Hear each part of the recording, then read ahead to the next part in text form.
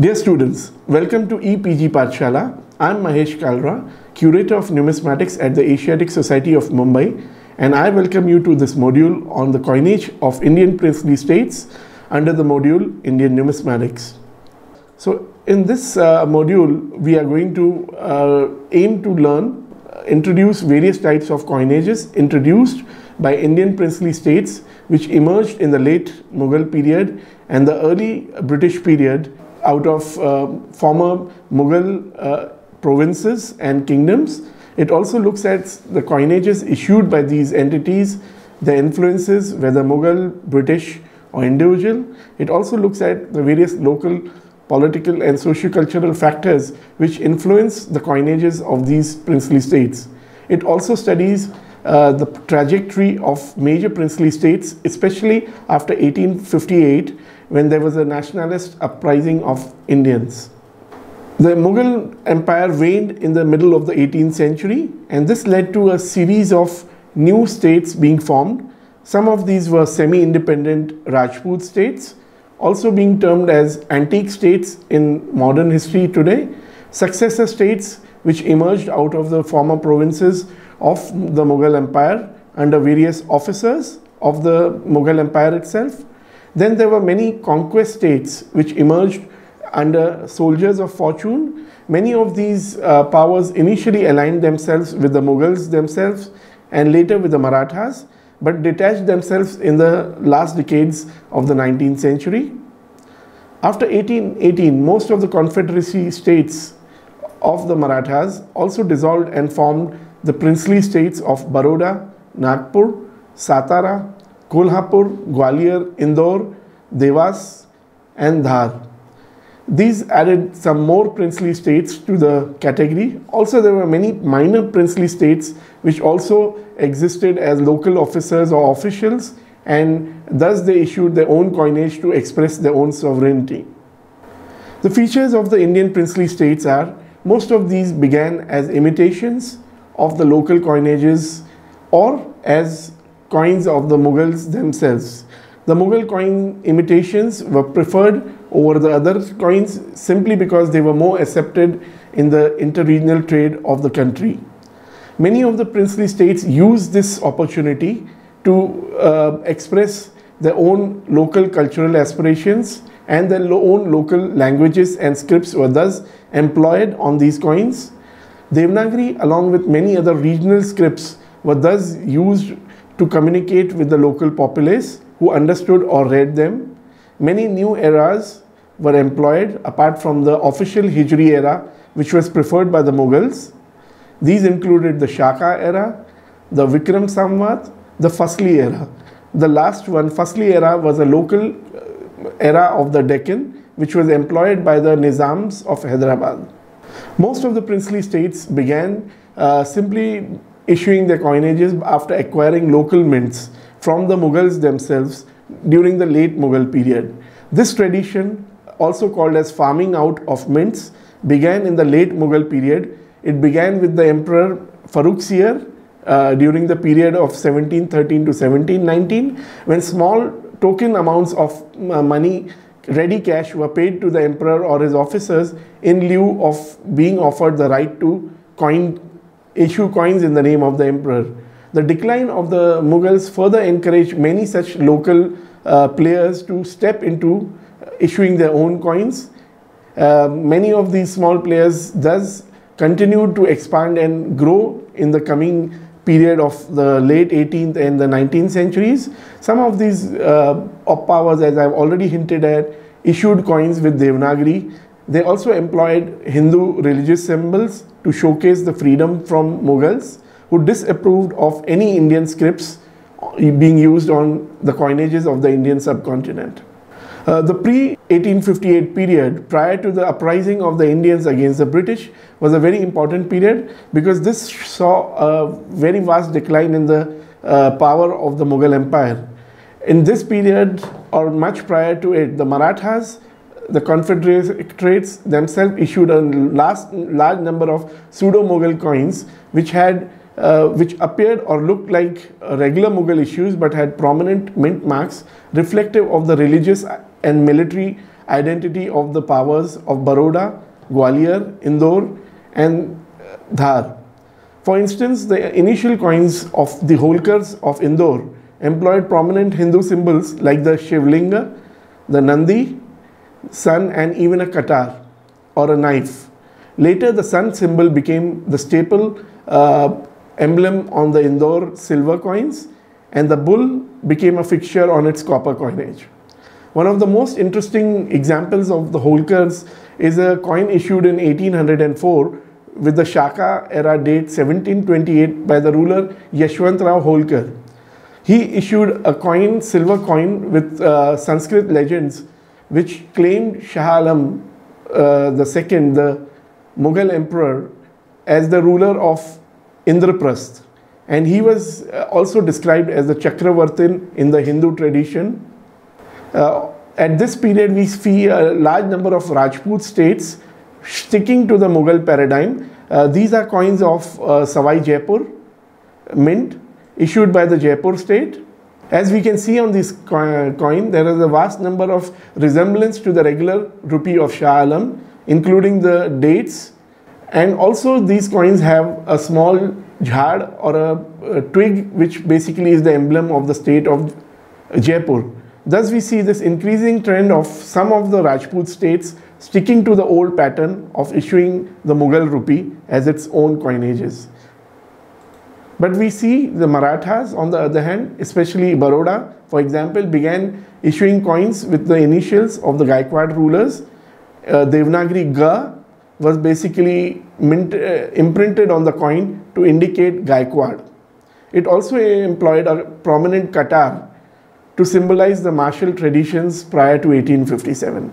Similarly, Gwalior, under the Scindias, adopted the katar. Later, the silver rupees also adopted the cannon used in a number of wars by the two great rulers, Maharji and Daulat Rao Scindia, against various powers as the emblem of Gwalior. So the next slide, we'll be seeing some of these coins. On the left at the top, we see the coin of Indore with a prominent sun. And on the right, we see the coins of Gwalior with the prominent cannon. The bottom coins have on the left images of a coin of the Gaikwads of Baroda with a prominent Kha Ga indicating Khande Rao Gaikwad, and on the right the same coin in copper. Some of the regional states didn't succumb or didn't issue coins of the Mughal prototype simply because they were current regional currencies which were employed in the region. Chief among these were the princely states of Saurashtra Kutch region, namely Junagadh, Kutch, Nawanagar, also known as Jamnagar, Porbandar, who initially issued coins of these local Kori type from the Mughal period and continued the same tradition in the early modern period. Similarly, princely states of South India, Kannanur, Cochin, Coorg, Travancore, Mysore and Arcot relied on South Indian pagodas. Also, Cis-Satluj states of Punjab, namely Bahawalpur, Nabha, Jind, Jammu, Kashmir, Malerkotla and Patiala issued variant coins impressed and based on the Durrani and Sikh prototypes which were earlier prevalent in the region. We see some of these examples. On the left top, we see coins of Jamnagar, and on the bottom we see the Kutch Kori. On the right top, we see a coin of Malerkotla, and in the bottom right, we see a coin of Jammu, very strongly resembling the Sikh rupees, but issued in Jammu. One notable exception to the rule was an independent tiny state of Bajrangarh, whose ruler Jai Singh issued a coin acknowledging only the authority of Lord Hanuman, with titles in Devanagari using Devanagari language. So here we see the silver rupee of Jai Singh. It comes with a date in Shaka era, and later we see prior to the Indian uprising of 1857-58, the British basically getting acknowledged as the supreme power of the subcontinent, and many of the states began acknowledging the British power by issuing coins prematurely in the name of the British. One very interesting example is the state of Rewa, whose Maharaja Raghuraj Singh issued a copper coin type, basically with the reverse English legend Agent Bushby Sahib. This referred to the local British commissioner of Bundelkhand, who basically dealt with the issue of doctrine of lapse at this period. Similarly, we find another very rare 5 rupee Nazrana coin issued by the ruler Vijay Bahadur Judev, the new ruler of Datia, with the reverse Nagri legend acknowledging or identifying himself as a company mitra, friend of the company. This is the Rewa Paisa with the term Agent Bushby Sahib impressed on the coin, on the reverse. And this is the 5 Nazrana rupee where the king identifies himself as a friend of the company. This apart, the effect of the revolt of the British victory had a strong impact on the minds of the Indian princes, and many of them began issuing coins in the name of Queen Victoria with the title Malika Muazzama. One of the exceptions was Bharatpur state, who also issued coins with images of Queen Victoria.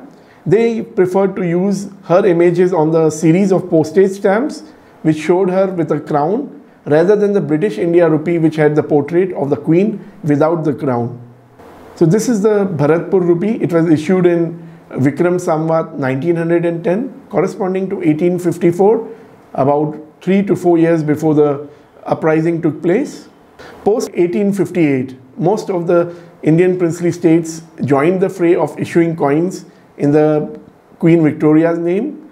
Some of these included Bundi, Jaipur, Jodhpur, Jaisalmer, Jodhpur, Kishangarh, Kota, Kutch, Radhanpur and Tonk. Here we have shown a Tonk rupee in the name of Victoria. Her name is inscribed in Persian as Muazzama Victoria, and the date is 1897, again inscribed in Persian. This is the Bundi state, which rather puts Devanagari legends along with English legends in the name of Victoria with the date 1877. However, there was one state which found a very convenient reason to avoid putting the name of the Queen on their coins. This was the state of Mewar, a very rich, proud clan of Rajputs who had also opposed the Mughals. They inscribed coins with the simple legend in Devanagari, Dosti London, meaning friendship with London, as a reverse legend on all their coins after the rule of Maharaja Swarup Singh, who ruled from 1842 to 1861. This coin series was impressed, the images, the legends were used on the coins right up till the independence of the country. So in effect, Mewar avoided issuing a coin in the name of the British right till the independence of the country. These are some of the examples. These are hand-struck issues, but later on we also find machine-struck coins of Mewar with the same legend. Still, there were some other states which ignored the rise of British power. They stick to issuing coins of the Mughal paradigm or issuing them now in the rules of name of their rulers. These included Bawalpur, Baroda, Bhopal, Faridkot, Hyderabad, Indore, Jind, Junagadh, Janjira, Kashmir and Travancore. Kashmir continued to issue coins with its Sikh style rupee, which interestingly had the emblem of IHS. IHS basically in Latin stood for the name of Lord Jesus Christ. So probably the ruler of Kashmir was trying to imply that the Christian faith was equal to the British on his coinage. So here we see a IHS rupee of Jammu. The British authorities in the meanwhile got very active. They began vigorously scrutinizing the claim of various Indian princes to issue coins. In 1872, a whole set of people sat together and conferred on the minting rights. They debated on the minting rights of various states and finally gave those rights to only 34 states. Of these, many Indian princes didn't attempt their own coinages simply out of the fear of British action. The British later introduced the Native Coinage Act of 1876. Under this act, the British government offered to mint coinages on behalf of the princely state free of charges if they agreed to close down the native mint and native style coinages and send the metal to the British mints of Bombay and Calcutta for issuing British Indian rupees. Styled as the treaty coinages of native states, the offer was open only for silver and copper coinages. 6 states only adopted or opted for this offer. This included Alwar, Bikaner, Dhar, Devas Senior, Devas Junior and Sailana. Of these 6, Alwar and Bikaner only issued silver rupees, which were styled as British Indian rupees in the name of the 2 states. The other states adopted only copper coins which were struck in the name of the state. So this is a Bikaner rupee issued in the year 1892.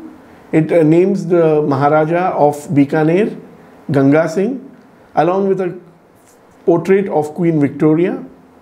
And this is a quarter anna of Sailana issued in 1912 with the portrait of George V. Few states, however, continued to resist the British offer and stuck to continuing their own coinages. Of these, Hyderabad and Baroda also went for modern coinages, but Hyderabad was allowed to issue their coins with the name of the Nizam, his titles, and the Charminar, the emblem of Hyderabad. Not only this, they were also allowed to issue later banknotes under the Hyderabad Currency Act, specially brought about in 1918 during the First World War, when there was a strong shortage of coinages in Hyderabad region. This was also in return for the state of Hyderabad helping the British with large sums of money as war effort. Hyderabad thus issued banknotes ranging from 1 to 1000 Osmani Sikka rupees. These were first issued in 1918 and continued to be issued under various governors of the official bank of Hyderabad till 1950. Here we are showing the typical Hyderabad 1 rupee coin issued in the modern period. And we are also showing a 1000 rupee banknote of Hyderabad. This is the Baroda rupee with the image of King Sayaji Rao Gaikwad III in full regalia, as you can see, and with the Qatar, which was the emblem, and it was issued in 1948. Most of the princely states did not issue the coinage in the 20th century due to the rising British opposition. Somewhere in 1910, even Baroda stopped issuing its own coinage simply because of the rising cost of silver. However, strong and rich states like Baroda, Gwalior, Hyderabad, Jodhpur, Jaipur, Kutch, Mewar and Travancore continued to strike their coins, though some of them only stuck to copper coinages on the occasion of annual ceremonies till the period of independence of the country. In the case of Kutch, the state issued a very strong, rich coinage both in gold and silver based on the Kori system. Somewhere in the 1860s, the rulers of Kutch reformed the entire coinage. They also issued coins in the name of Victoria, along with the ruler's name Pragmalji initially, and later under Khengarji III, they issued her coins with the title Kaisar-e-Hind, which was then used by many of the Indian princely states. The Kutch rulers were very supportive of the British dispensation. This was reflected majorly by a very interesting fact. In 1936, in Britain, a ruler was to sit on the throne. His name was King Edward VIII, and he was to be coronated formally somewhere in the end of 1936. As soon as the Kutch state came to know that he was to be coronated, they issued a premature coin in the name of King Edward VIII. Interestingly, Edward VIII never ascended, was formally coronated, and there were no coins of his issued even in Britain.